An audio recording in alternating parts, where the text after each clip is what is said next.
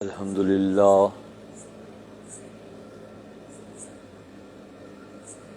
لله نحمده ونستعينه ونستغفره أعوذ بالله من شرور أنفسنا ومن سيئات أعمالنا من يهده الله فلا مضل له ومن يضلل فلا هادي له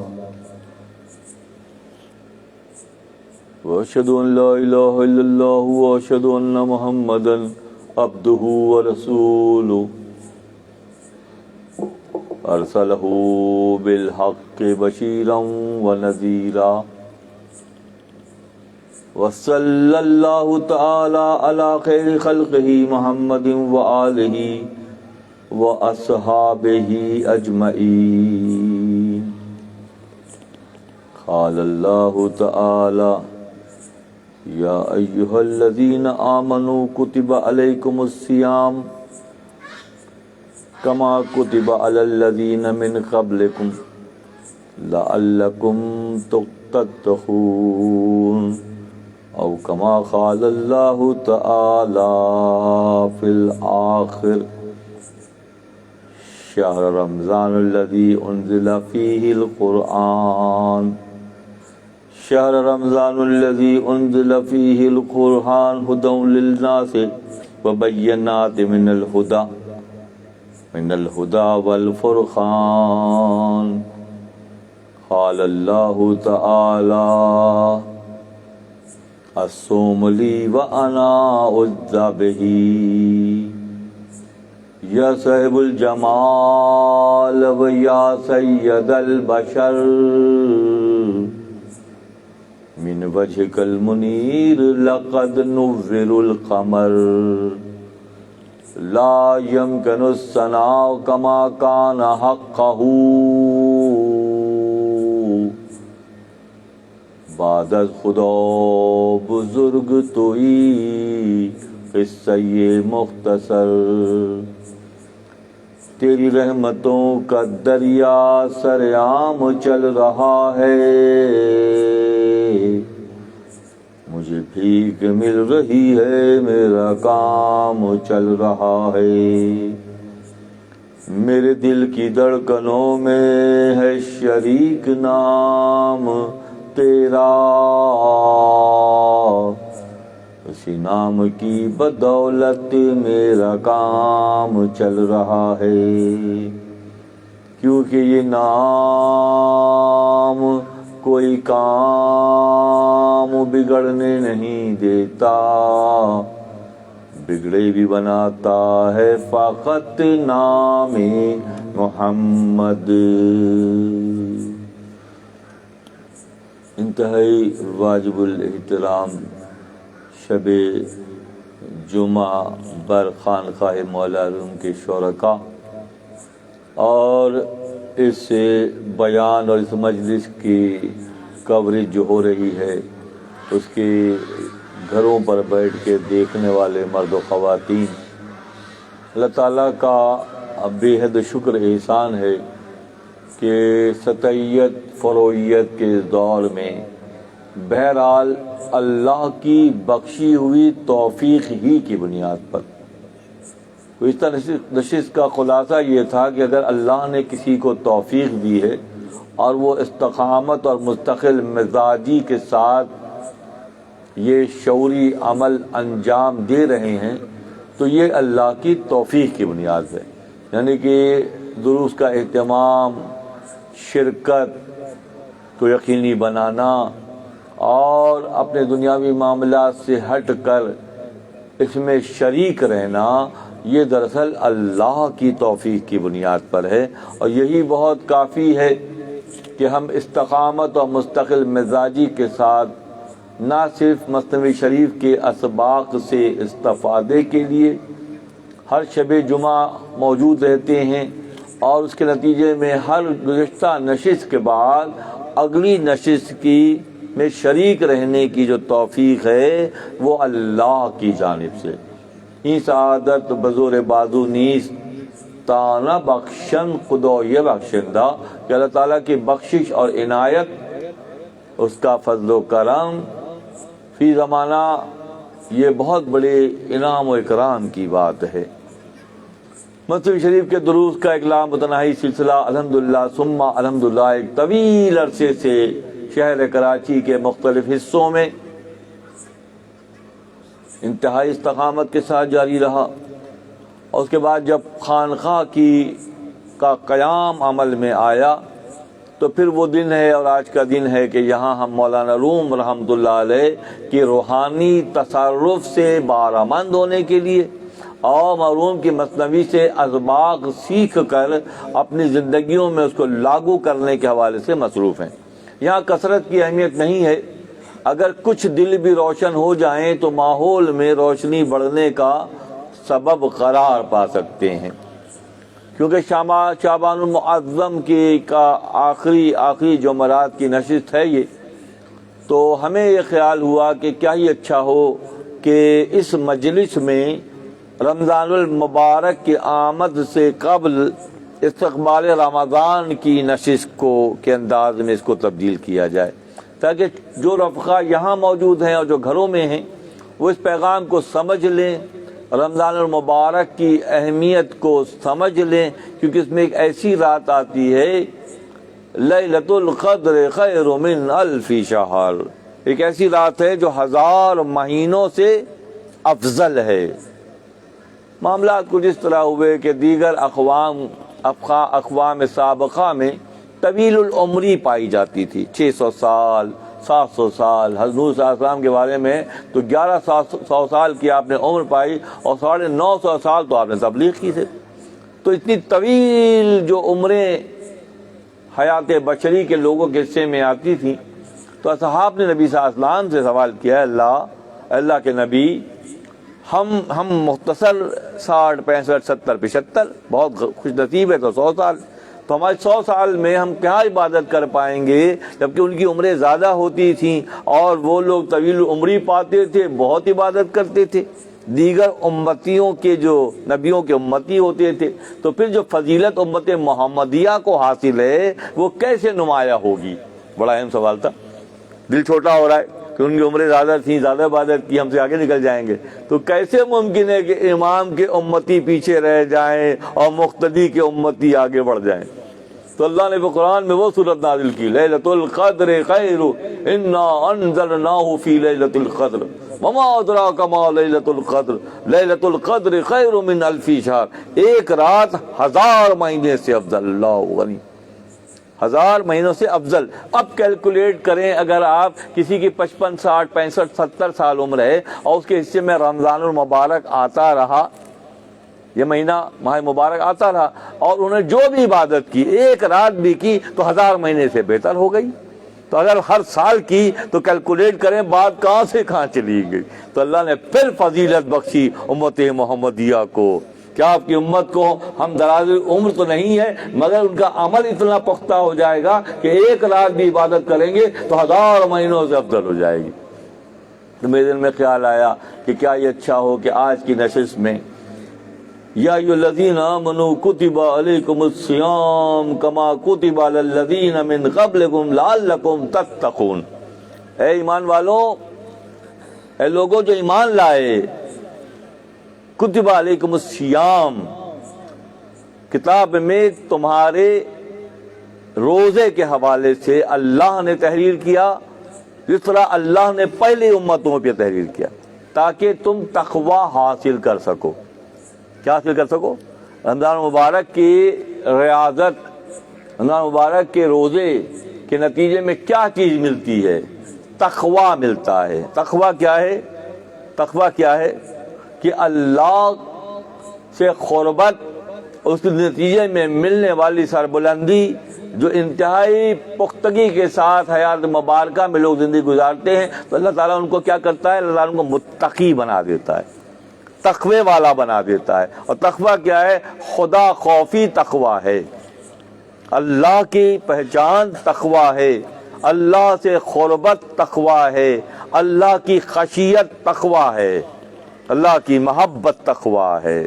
شب کے کسی پہر میں قرآن کی تلاوت یا نفلوں کی تلاوت کی ادائیگی کے درمیان دل پر رقیق القلبی، دل میں گداز اور نرمی پیدا ہو اور وہ نرمی آنکھوں سے بہہ جائے تو یہ تقویٰ ہے، یہ تقوی کی پہچان ہے۔ اور اللہ یہ چاہتا ہے، یہ کیسے میسر آئے گا؟ تقویٰ کیسے میسر آئے گا؟ ایک مہینہ فکس کر دیا اللہ نے، ایک مہینہ اللہ نے کہ جو بھی اس مہینے میں استقامت کے ساتھ اللہ سے رجوع کرے گا، دل میں زبان سوکھی ہوئی ہے، ہونٹ سوکھے ہوئے ہیں، رات کو قیام ہے، اللہ سے قربت کے لیے کوشش ہے، حلال ترین چیزیں اپنے اوپر پابندی، اللہ اختیاری کہ جو چیز حلال ہے مگر اللہ کو راضی کرنے کے لیے اپنے اوپر پابندی لگا لی، حلال ترین چیزوں پر پابندی ہے۔ پہلے زمانے میں بھی دیگر امتیں موسوی میں، عیسوی میں حضرت ابراہیم علیہ السلام کی جو مذہب ابراہیمی ہے، جو ملت ابراہیمی ہے، سب میں روزے کا اہتمام اللہ نے اضافیہ دکھایا۔ اور ہمارے برابر میں بھارت میں تو بہت زیادہ روزے رکھے جاتے ہیں، دیگر امتوں میں رکھے جاتے رہے تو ہمارے آس پاس کے ماحول میں بھی روزے رکھے جانے کا تصور ہمیشہ سے ہے۔ بھرت کہتے ہیں وہ، خواتین اپنے شوہروں کی صحت کے لیے بھرت، روزگار میں برکت کے لیے بھرت، درازی عمر کے لیے بھرت، یعنی کہ 100-125 روزے جو ہیں وہ وہاں پہ مختلف اوقات میں رکھے جاتے ہیں۔ اب جب رکھے جاتے تھے تو وہ معاشرے میں، مختلف معاشروں میں یہ چیز تھی۔ حضرت داؤد علیہ السلام کی حیات مبارکہ زبور کے جن پر زبور اللہ نے نازل کی، وہاں ایام بیس کے روزے رکھے جاتے تھے۔ ایام بیس کیا ہیں؟ 13، 14 اور 15 ایام بیس ہیں۔ کیسے ایام بیس ہیں کہ ان 3 تاریخوں میں چاند روشن اور کشادہ ہو جاتا ہے، 14ویں شب میں کمال پر ہوتا ہے، تو 13، 14 اور 15 کے روزے حضرت داؤد علیہ السلام کی تعلیمات کا حصہ قرار پائے۔ تو اس کو آگے بڑھایا کیسے؟ وہ لوگ جو واجبی شکل کے ہوتے ہیں یا جن کا رنگ جو ہے وہ کم ہوتا ہے، بچیاں ہوں، بچے ہوں، بڑے ہوں، جوان ہوں، اگر وہ ایام بیض کے روزے رکھنے شروع کر دیں، مہینے میں 3 روزے رکھیں تو ان کی پوری رونق تبدیل ہو جائے گی، ان کا پورا سراپا تبدیل ہو جائے گا۔ یہ راز کی بات ہے کہ 13، 14 اور 15 قمری مہینے کی تاریخوں میں اگر کوئی روزہ رکھنے کی عادت ڈال لے، جو کہ حضرت داؤد علیہ السلام کی تعلیمات کا حصہ ہے، تو اس کا رنگ و روح تبدیل ہو جائے گا، بالکل اسی طرح سے جیسے 14ویں شب میں چاند روشن ہوتا ہے۔ ایام بیس کے نبی صلی اللہ علیہ وسلم نے پوری حیات مبارکہ اللہ کے نبی نے پیر کا روزہ رکھا، پیر کا اور جمعرات کا روزہ نبی صلی اللہ علیہ وسلم کی حیات مبارکہ کا حصہ رہا۔ اچھا، بات یہ ہے کہ روزہ کیوں رکھیں، کیا ملتا ہے؟ نفس کا معاملہ یہ ہے کہ جتنی اسے عائشائشیں ملتی ہیں اتنا چوڑا ہو جاتا ہے۔ روزہ واحد وہ چیز ہے جو نفس کو باندھنے کے لیے ہے۔ جب اللہ نے نفس کو بنایا تو اللہ نے پوچھا تو کون ہے اور میں کون ہوں؟ تو نفس نے کہا کہ میں ہوں اور تو ہے۔ اس کو پھر بھوک کی سزا دی گئی، جب طویل عرصے تک اس کو بھوکا رکھا گیا۔ پھر اللہ نے پوچھا کہ تو کون ہے اور میں کون ہوں؟ اس نے کہا تو میرا رب ہے، میں تیرا بندہ ہوں۔ جب نفس کو باندھا جاتا ہے تو پھر وہ چینلز آن ہوتے ہیں جو ویسے سائلنٹ رہتے ہیں، خوش خوراکی، پیر پسار کے سونا، دنیا میں مشغولیت، حد سے زیادہ خواہشات نفسانی کی تکمیل کو اگر کوئی چیز روکتی ہے، لعلکم تتقون، تاکہ تم متقی بن جاؤ۔ متقی کب بنو گے؟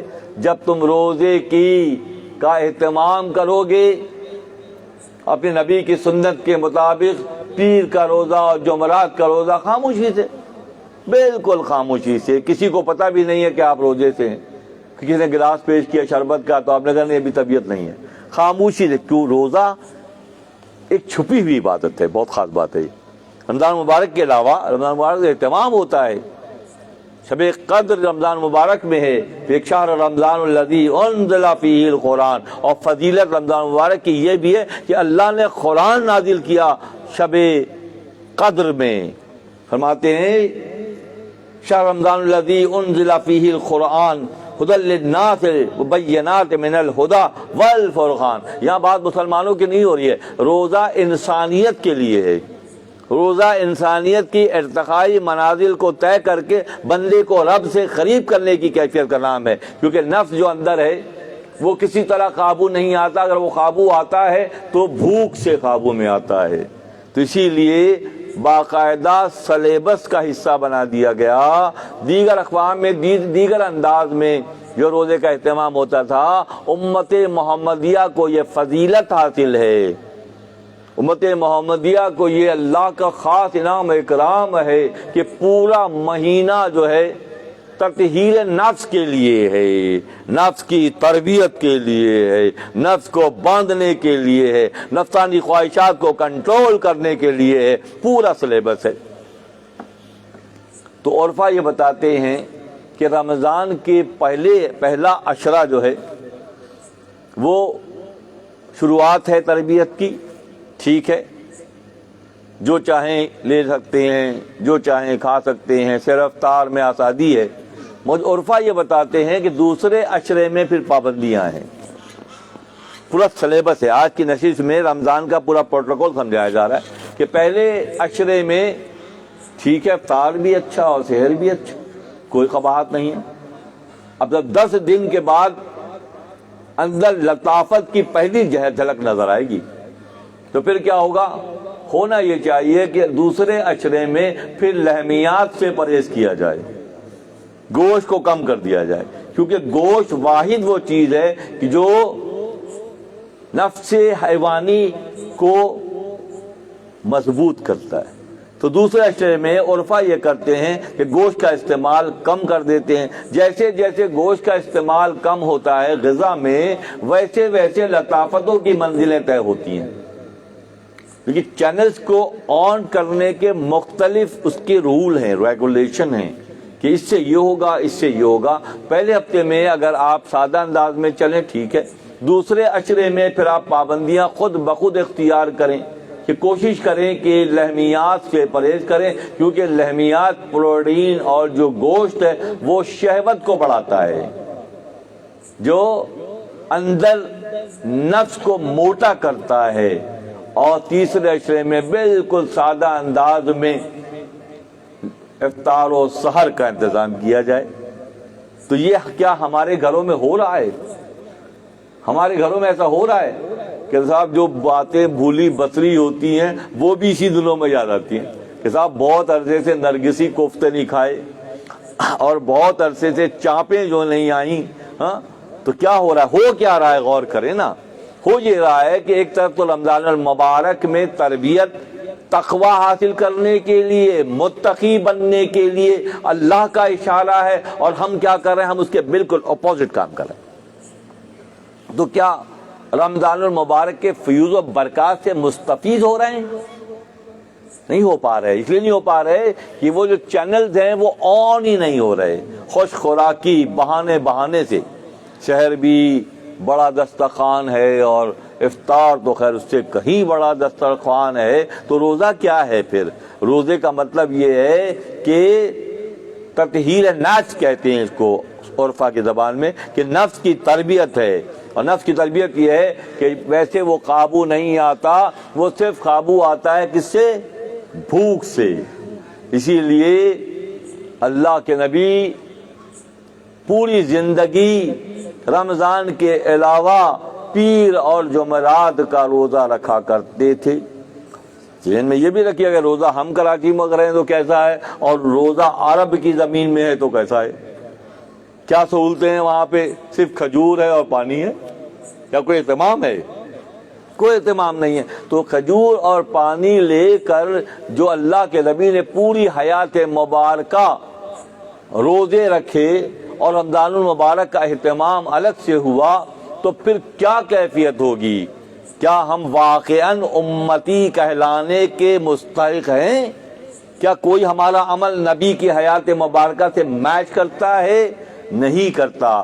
ہم نفس پرستی میں مشغول ہیں، ہم نفس پرستی میں مشغول ہیں۔ اس مجلس کا خلاصہ یہ ہے کہ آنے والے رمضان المبارک میں جو استقبال رمضان کی مناسبت سے ہے، میں اس طرف جانا نہیں چاہتا، ورنہ انہی دنوں میں جب ذکر و اذکار، قرآن کی تلاوت کی پابندیاں لازم ہیں، اسی میں چینل جو ہے لوگوں کو اس میں مشغول رکھتے ہیں۔ خواتین نئے کھانے کے طریقے سیکھنے میں مصروف ہوتی ہے اور مرد حضرات بیٹھ کے مباحثے دیکھ رہے ہوتے ہیں، چینل والے ان کو فجر اور عصر اور مغرب میں مشغول رکھتے ہیں، تو کیا رہ گیا پھر؟ کیا رہ گیا پھر؟ تو مقام فکر ہے، مقام تفکر ہے کہ غور کرنے کی ضرورت ہے کہ کہاں پہ مسئلہ ہے، اور اگر مسئلے کو سمجھ گئے پھر کیا ہوا جب 3 عشرے اگر اس طرح نہیں گزارے، جو پروٹوکول ہے، کھانے پینے کی پابندیاں ہیں، کثرت تلاوت قرآن ہے، ذکر و اذکار ہے، اگر ایسا نہیں کیا اور سارا وقت چینل کے پاس گزار دیا، تو پھر عید کے دن جو اہتمام ہوتا ہے سب کو معلوم ہے۔ بچپن سے دیکھ رہے ہیں کہ عید کو ایسے مناتے ہیں جیسے آزادی مل گئی۔ آزادی تو پہلے بھی ملی ہوئی تھی، تمہیں مزید پختگی آ گئی، جو چاہو جس طرح چاہو کرو۔ ان نشستوں کا بنیادی مقصد ہی یہی ہے کہ ہم محاسبہ کریں، ہم اپنی تحلیل نفسی کریں، نفس کی تربیت کا اہتمام کریں، اور اس کے ساتھ ساتھ اس کے نتائج سے پہلے مرحلے میں ہمارے اپنے خانوادے بہرمند ہوں گے، اور پھر ماحول میں روشن ہوگا۔ ہونا تو یہ چاہیے کہ انتہائی سادگی سے سیر و رفتار کا انتظام کیا جائے، جو کہ کسی وجہ سے نہیں ہو پا رہا۔ خواہشات نفسانی اور شکم سیری کا جو اہتمام ہے وہ جس انداز کا ہے ہمیں اور آپ کو پتا ہے۔ اگر واقعاً متقی بننا ہے، واقعاً اللہ کی رضا کے لیے حیات مبارکہ کو گزارنا ہے، تو اس کے لیے پھر بیٹھنا ہے، سوچنا ہے، تفکر کرنا ہے۔ پہلا عشرہ 10 دن سادگی، اس کے بعد اگلے 10 دن یقین رکھیں دوستوں، اگر 1 مہینہ کسی نے اس پیٹرن پہ گزار لیا تو عید کے بعد منظرنامہ بدل جائے گا، حالات تبدیل ہو جائیں گے، اپنے بھی آس پاس کے ماحول کے بھی، کیونکہ نورانیت جبھی پیدا ہوگی جب کثافت دور ہوگی۔ ہم کثافت کو لیے سفر کرتے رہیں گے اور یہ تصور کر لیں گے خواہ مخواہ میں کہ نورانیت اور روحانیت پیدا ہو رہی ہے، تو ایسا امکان ہی نہیں ہے۔ اس کے لیے جد و جہد کرنی ہے، اس کے لیے محنت کرنی ہے، اور ان 3 عشروں کو گھروں میں ماحول بنا کر ایسا کرنا ہے کہ آسانی ہو جائے۔ قرآن کی تلاوت تفسیر کے ساتھ، معنی کے ساتھ، روزے کا اہتمام پورے اہتمام کے ساتھ، صلاۃ کی جو تسبیح ہے، تسبیحات ہیں، وہ انتہائی احسن انداز میں۔ آج ہی نسخہ دے دیتا ہوں۔ جو نماز واجبات ہیں وہ اپنی جگہ ہیں، جو سنن ہیں وہ اپنی جگہ ہیں، جو نوافل ہیں، کیونکہ اللہ فرماتا ہے، حدیث قدسی کا مضمون یہ ہے کہ جو نفلوں کے ذریعے، اس سے اچھا موقع کوئی نہیں ہے نفلوں کے اہتمام کا رمضان کے علاوہ، نفلوں کے ذریعے اللہ سے قریب ہوتا ہے، تو اللہ اس کے ہاتھ بن جاتا ہے جس سے کام کرتا ہے، اللہ اس کی زبان بن جاتا ہے جس سے وہ بولتا ہے، اللہ اس کے قلم بن جاتا ہے جس سے وہ چلتا ہے۔ کہ کیسے ہوتا ہے؟ یہ نفلوں کے اہتمام کے نتیجے میں۔ اب کون سی نفل کیسے ادا کی جائے؟ عرفہ بتاتے ہیں، مشائخ کبار بتاتے ہیں کہ اگر رمضان شریف میں ابھی سے چاند ہوتے ہی 2 رکعت نماز نفل کا اہتمام کیا جائے، صلاۃ نفل کا اہتمام کیا جائے، اور ہر 2 صورت میں 3 مرتبہ الحمد شریف اور 1 مرتبہ سورہ قدر پڑھی جائے۔ 2 رکعت کی نیت کریں، ہر 2 رکعت میں 3 مرتبہ الحمد شریف پڑھیں اور 1 مرتبہ سورہ قدر پڑھیں۔ اگر یہ 30 دن اہتمام کر لیا گیا تو وہ سائلنٹ چینل جو ہیں ہمارے وہ ایکٹیو ہو جائیں گے۔ ساتھ ساتھ غذا کا احتیاط کریں، جو چیز شہوت بڑھاتی ہے، جو نفسانیت بڑھاتی ہے، جو انسان کے اندر شدت بڑھاتی ہے، ان چیزوں سے اجتناب کریں۔ پورا پروٹوکول ہے یہ، کھانے پینے کی پابندی، تعلق باللہ کے لیے اللہ سے قریب ہونے کی کوشش، صلات کے ذریعے، نفلوں کے ذریعے، ادائیگی کے ذریعے سے قربت کی کیفیت، تو پھر جب 30 دن مکمل ہوں گے تو یقین رکھیے ویسے تقریباً 7 سال میں انسان پورا بدل جاتا ہے۔ مثلا 7 سال جو ہمارے بال کٹتے ہیں، 7 سال جو ہمارے ناخن کٹتے ہیں، 7 سال ہماری جلد اندر باہر، سب انسان مکمل طور پہ 7 سالوں میں چاہے یا نہ چاہے بدل جاتا ہے۔ 7 سال پہلے داڑھی بالکل سفید تھی، 7 سال کے بعد جو ہے کالی تھی، سفید ہو گئی۔ اس کے بعد ہم خود بخود بہاؤ، پانی کے بہاؤ کی طرح بدل رہے ہیں، مگر ہمیں اس کا شعور نہیں ہے۔ شعور جب پیدا ہوگا، لیلۃ القدر خیر من الف شہر، جب یہ اہتمام کیا جائے گا تو 1 مہینے کی محنت کے بعد، 1 ہی مہینے کی محنت کے بعد وہ رنگ پیدا ہو جائے گا جو اللہ کو پسند ہے، جو اللہ نے متقیوں کی پہچان بتائی ہے۔ بغیر تقوی اختیار کرے، بغیر اپنے نفس کو باندھے، بغیر خواہشات نفسانی کو روکے، بہت زبردست قسم کے کھانے افطار اور سحر میں، اور اس کے بعد پہچاننے کی مثال دیتا ہوں، اہتمام ہوتا ہے صلات کا، عشاء کے بعد تراویح کا۔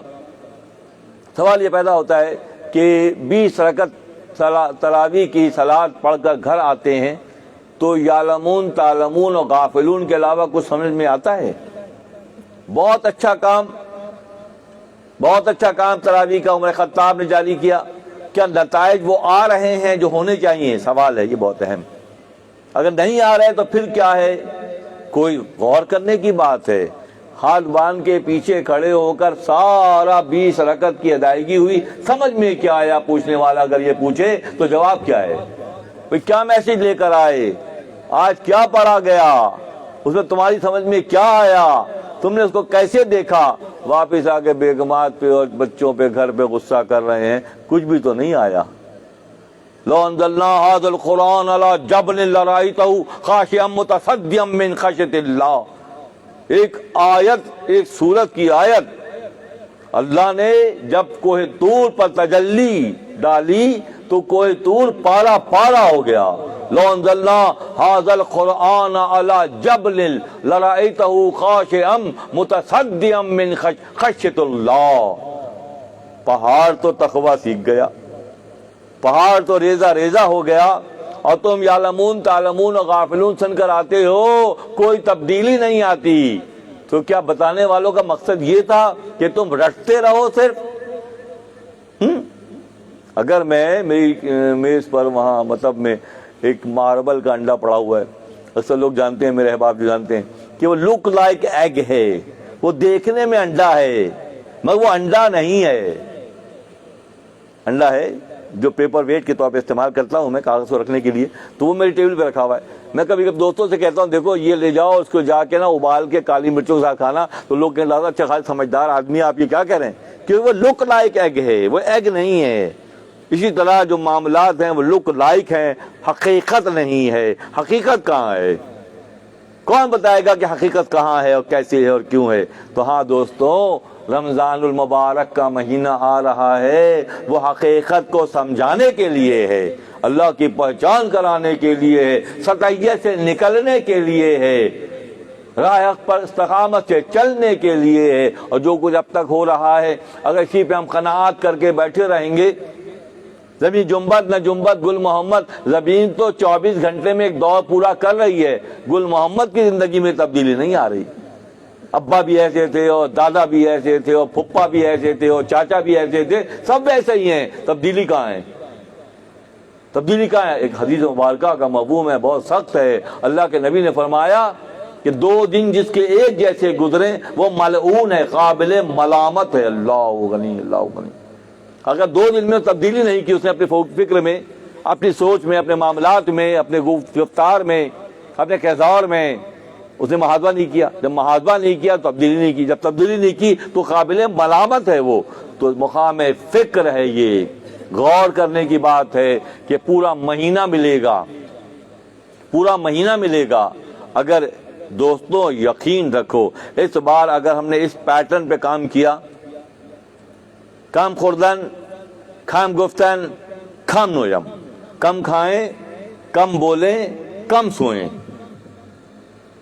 لوگ آتے ہیں کہ طریقت سیکھنی ہے، اور خانخائیت کا بیس کیا ہے؟ تو اہل اللہ نے جو طریقہ کار سکھایا وہ یہی تھا کہ کم خوردن کام گفتن کام نویم.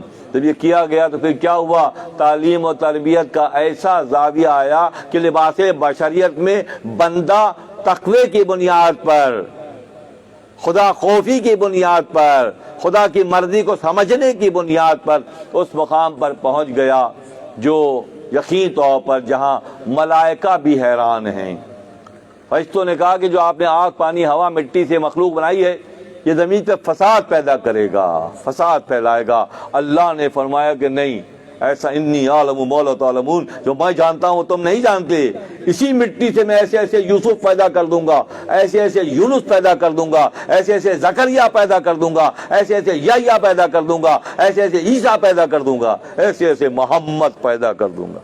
یہ اللہ کے اختیار کی بات ہے. اور جو اللہ کو پہچانتے ہیں، جو اس راہ کے راہی ہیں، یقین کریں دوستو، خانقاہ مولا روم سے یہ پیغام آپ لوگوں کی نظر کر رہا ہے فقیر یہ کہ اس بار جہاں سے جاگے وہیں سے سویرا.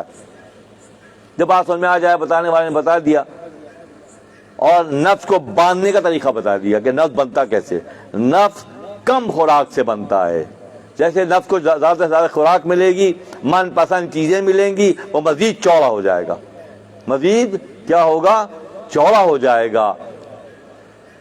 روایت میں ہے کہ ایک گاؤں میں ایک کتا جو ہے وہ کنویں میں گر کے مر گیا. لوگ گاؤں کی مسجد کے مولوی صاحب کے پاس گئے، حضرت وہ کتا گر گیا کنویں میں اور کیا کریں اب؟ تو انہوں نے کہا کہ ایسا کرو، سارا پانی نکال دو، جب نیا پانی آئے گا تو صحیح ہوگا. وہ سارے گاؤں والے مل کر صبح سے رات تک انہوں نے کنویں کو خالی کیا. دوسرے دن صبح جب گئے تو پانی آیا ہوا تھا. ایک پیالے میں لے کے حضرت صاحب کے پاس، حضرت صاحب یہ پانی آ گیا نیا، صاف بہت اچھا ہے. تو یہ بال کیسے ہیں اس میں؟ کہ بال کتے کے ہیں. اور کتا کہاں ہے؟ کتا جو ہے وہ کنویں میں ہے. کنواں پورا صاف کر دیا اور کتا ابھی بھی نفس کا کتا وجود کے کنویں میں بیٹھا ہوا ہے. نفس کا کتا وجود کے کنویں میں بیٹھا ہوا ہے، اسی میں ہے. نکالنا کتے کو ہے، تربیت کتے کی ہے، باندھنا کتے کو ہے، نہ کہ کنواں خالی کر دیا. مگر کتا ابھی بھی جو ہے وہ اسی میں ہے، کیونکہ پانی جو آیا نیا تو اس میں وہ اس کے بال تھے. لوگوں سے پوچھا کیا کیا؟ کہنے لگے سارا پانی نکال دیا. ارے کتا نہیں نکالا، وہ مختلف چکروں میں الجھا کے رکھتا ہے. کوئی کھانے میں مشغول ہے، کوئی بسیار گفتوری میں، بیش باتیں ہی باتیں. ہاں، اور عمل کہ عمل بھی کرنا ہے. کیا باتیں کر تو رہے اتنی ساری، اور کیا عمل کریں؟ یہ سارے معاملات کو سمجھ کر، نفس کی چالوں کو سمجھ کر اگر یہ مہینہ گزارا گیا تو میرا کامل یقین یہ ہے کہ جب ایک مہینے کے بعد ہم دوبارہ مجلس میں آئیں گے تو مثنوی کے اسباق اور زیادہ روشن ہو کے ہمیں ملیں گے. مزید اور روشنی کے ساتھ وہ پیغام ہمارے حصے میں آئے گا. ہم ہر شعر کو اس کی معنویت کے ساتھ سمجھنا شروع کر دیں گے، کیونکہ ابھی بھی شاید رکاوٹیں ہیں. آج جو بات کی جا رہی ہے اس کو بنیاد بنا کر دیکھیں آگے چلیں تو کیا یہ چیزیں نہیں ہیں؟ یہ چیزیں ہیں.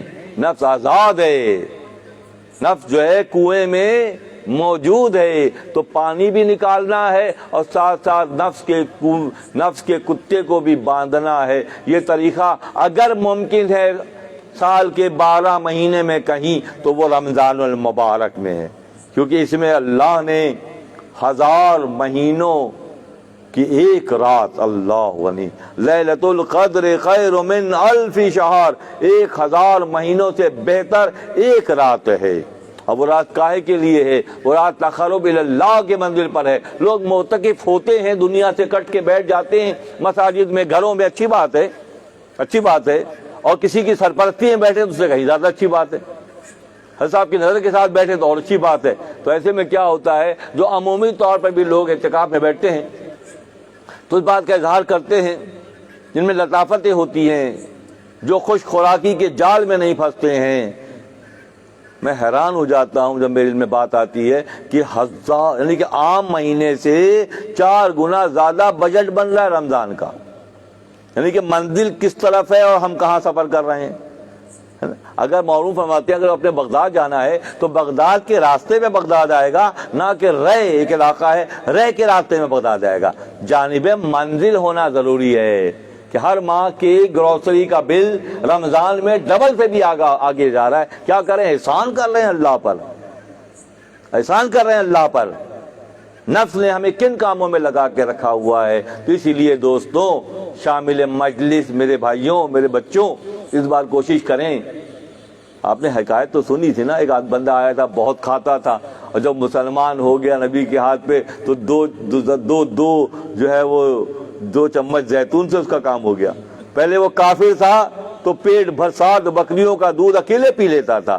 جب وہ نبی کی صحبت میں آیا تو 2 چمچ زیتون سے اس کا پیٹ بھر گیا. یہ کیسے ہوا؟ یہ تعلق کی وجہ، یہ تربیت کی وجہ سے ایسا ہوا. حدیث قدسی کا مضمون ہے، الصوم لی وانا اجزی بہ. 2 مختصر آیتوں کی شرح کی کوشش وکیل نے کی. ایک حدیث قدسی ہے. حدیث 2 طرح کی ہیں. نبی صلی اللہ علیہ وسلم کی جو فرمان ہیں، فرمودات ہیں، وہ حدیث ہے، اور جو اللہ فرماتا ہے وہ حدیث قدسی کہلاتی ہے. ایک نبی صلی اللہ علیہ وسلم فرمان، وہ بھی حدیث ہے، اور جو اللہ فرماتا ہے بے شمار احادیث ہیں جو اللہ کا فرمان ہے، حدیث کی شکل میں اس کی تدوین ہوئی ہے کہ اللہ یہ فرماتا ہے. اللہ کیا فرماتا ہے؟ اللہ فرماتا ہے الصوم لی وانا اجزی بہ. روزہ میرے لیے ہے اور میں اس کی جزا ہوں.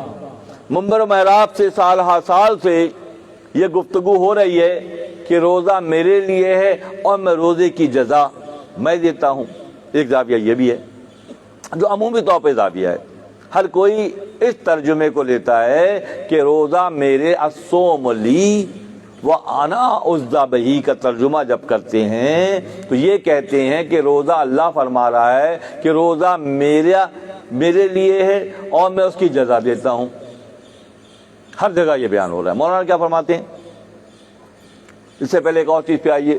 مدرسے، مختلف مدرسوں کے باہر دیکھا ہوگا، آپ نے دیکھا ہوگا ربی زدنی علما. ٹھیک ہے، ہر بچہ جانتا ہے، یہ لکھا ہوا ہے ہر مدرسے کے باہر، لکھا ہوا ہے دیوار پہ لکھا ہوا ہے ربی زدنی علما. کیا ترجمہ کرتے ہیں؟ اے میرے رب میرے علم میں اضافہ فرما. کیا ترجمہ کرتے ہیں؟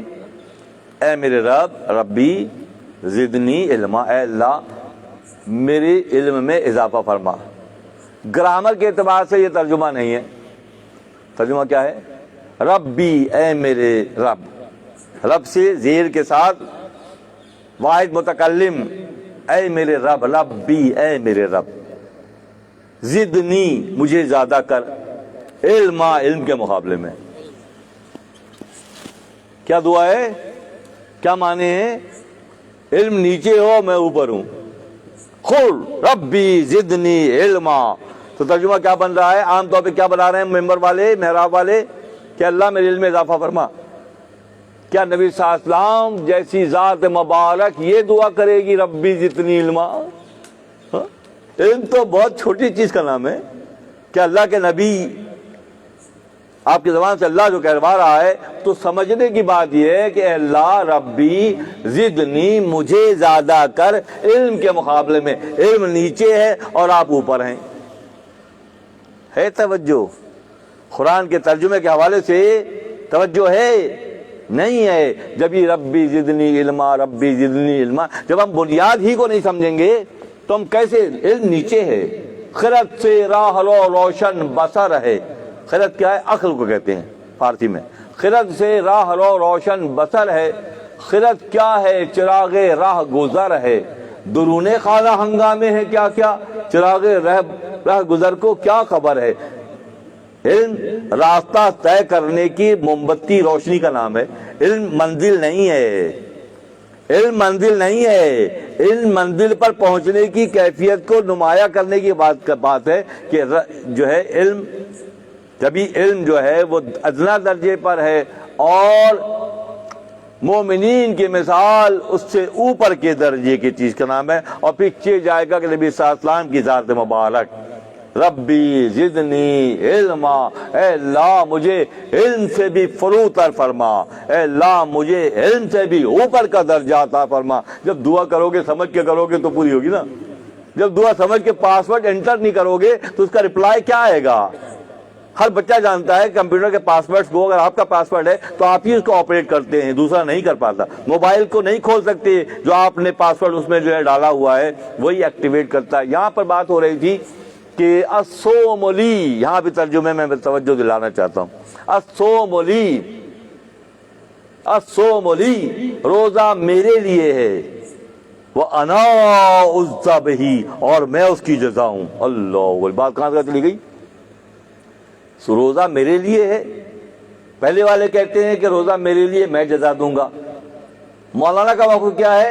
الصوم لی وَأَنَا أُجْزَى بِهِ، روزہ میرے لیے ہے اور میں روزے کی جزا ہوں۔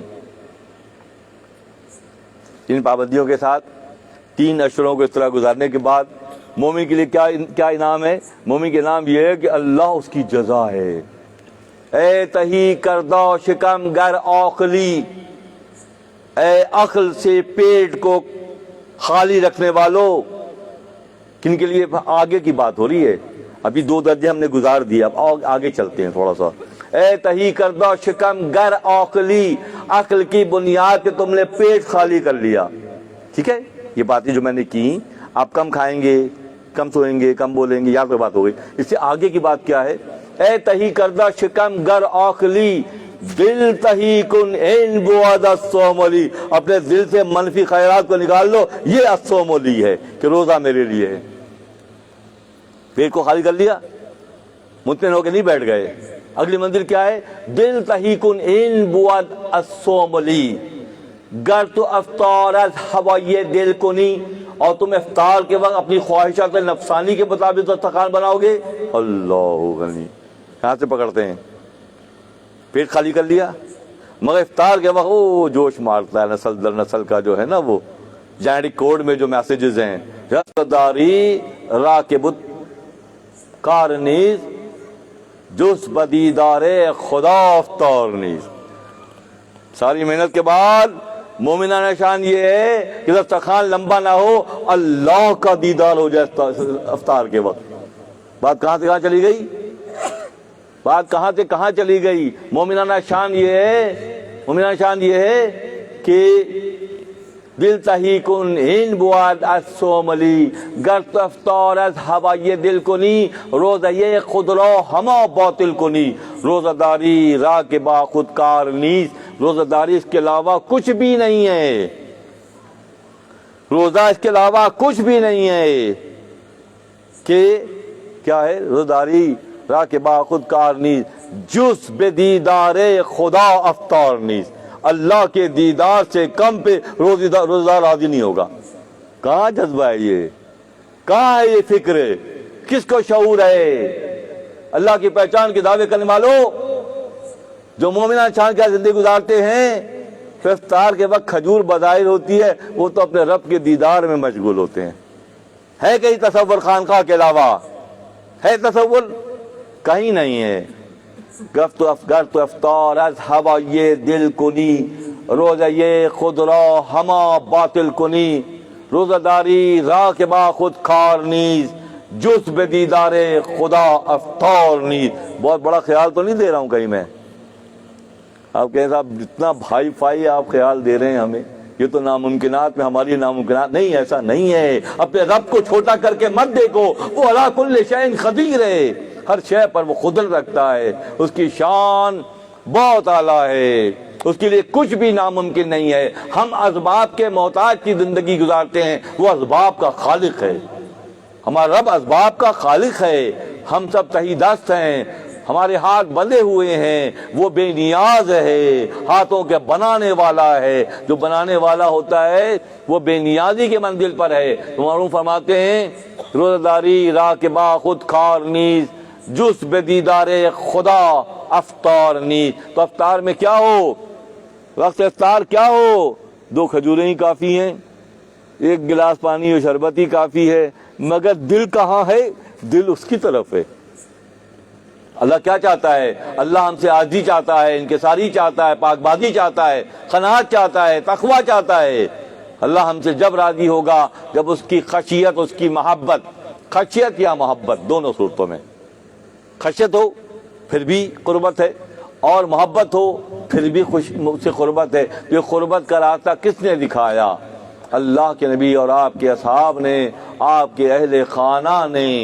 مصحف شریف میں بے شمار ایسے اسباق ہم سن چکے ہیں، اور آئندہ دفتر سوئیم میں کہتا ہوں کہ کمال کا پیغام ہے، وہ انشاءاللہ اس کے بعد سنیں گے۔ تو بات کیا ہے؟ بات یہ ہے کہ ان پیغامات کو سمجھ کر اس کے مطابق اپنے آپ کو ڈھال کر، دوستو ضروری نہیں ہے کہ ہزاروں کی تعداد میں متبعین ہوں، اتباع کرنے والے ہوں، پیچھے چلنے والے ہوں، چند نفوس بھی اگر روشن ہو گئے، چند دلوں میں چراغ جل گیا، تو یہ کامیابی کی کلید چابی کہلائے گی۔ یہ اللہ کا نظام ہے۔ ماہ رمضان المبارک، اہتمام ماہ سیام کے حوالے سے میں کب کہہ رہا ہوں کہ اسی سال سب کچھ کریں؟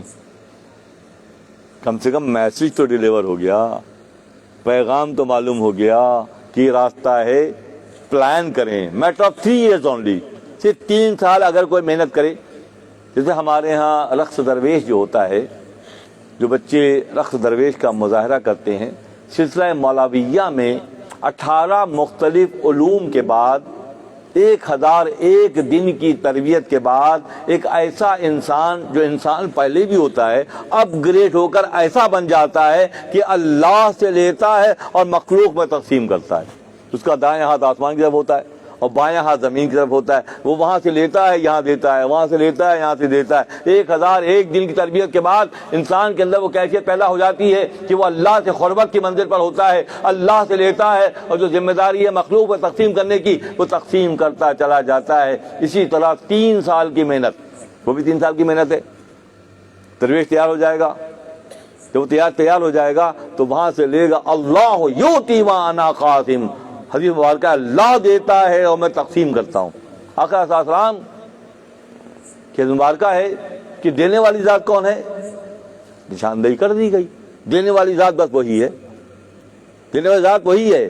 اپنے اور مخلوق کے درمیان یہ جو واسطہ رکھا ہے اللہ نے، رحمت کا واسطہ رکھا ہے۔ دراصل اللہ نے اپنے اور مخلوق کے درمیان جو واسطہ رکھا ہے درمیان میں، وہ انا ارسلناک وما ارسلناک الا رحمۃ للعالمین، عالمین کے لیے رحمت بنا کر بھیجا۔ تو آقا صلی اللہ علیہ وسلم کی ذات مبارکہ درمیان میں ہے، اللہ سے لیتے ہیں اور مخلوق میں تقسیم کرتے ہیں۔ اسی طرح جو اس راستے پر چلتے ہیں امت محمدیہ کے وہ لوگ جو اس پہچان کے ساتھ سفر کرتے ہیں، اللہ ان میں یہ کیفیت پیدا کر دیتا ہے کہ وہ اللہ سے لیتے ہیں اور مخلوق میں تقسیم کرتے ہیں۔ یہ جو میسج دیا گیا اہل خرد، عقل والوں کے لیے پیغام ہے، شعور والوں کے لیے پیغام ہے، اللہ سے قربت کا جذبہ لے کر چلنے والوں کے لیے پیغام ہے کہ اللہ سے لینا اور مخلوق میں تقسیم کرنا۔ جب 3 سال کا ذہن میں رکھیے کہ 3 سال تک ہم کوشش کریں آہستہ آہستہ، اور اگلے 3 سالوں میں اس مقام پر ہم پہنچ جائیں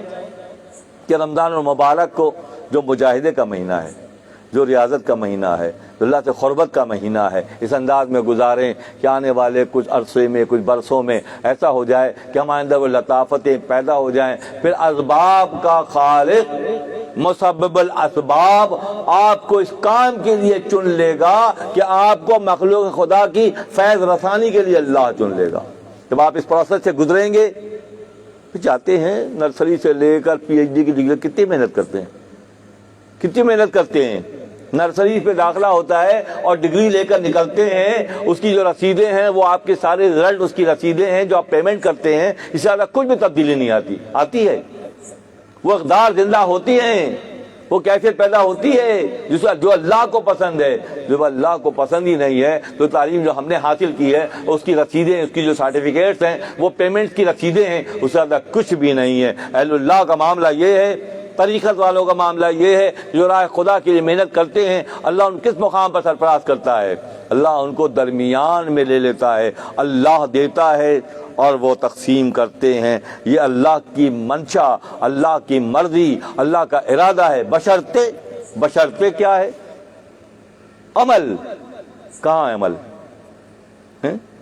عام طور پر یہ ہوتا ہے پورے رمضان کے بعد جو خوشی اور جشن مناتے ہیں، ایسا لگتا ہے کہ نفس کو کی جو زنجیریں ڈالنے کی تھوڑی بہت لوگوں نے کوشش کی تھی وہ اس سے بھی نکل گیا، آزاد ہو گیا۔ معاشرہ اس انداز میں تشکیل پا چکا، سوچنے والے اسی انداز میں سوچ رہے ہیں، مزید دوری بڑھتی چلی جا رہی ہے۔ اور کھانا پوری کے لیے دل تو پیٹ تو خالی کر لیے، دل خالی نہیں کیا۔ اور جب تک دل غیر سے خالی نہیں ہوگا، جب تک دل حادث سے خالی نہیں ہوگا۔ حادث کیا ہے؟ تمام چیزیں حادث ہیں، بعد میں بنی ہیں، صرف اللہ قدیم ہے۔